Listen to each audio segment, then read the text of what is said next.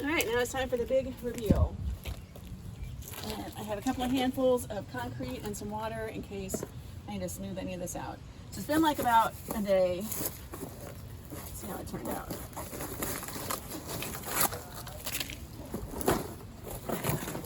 All right, not too bad.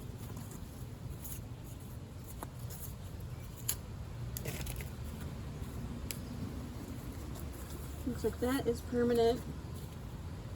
Not too shabby. I think I will mix up a little bit and smooth this out. I don't think you need to watch how to do that.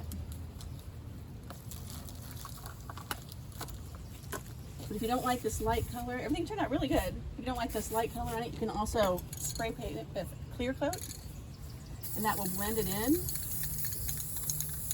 and make it look like it's always been there.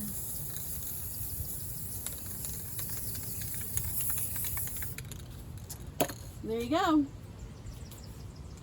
How to fix a corner using an Amazon box.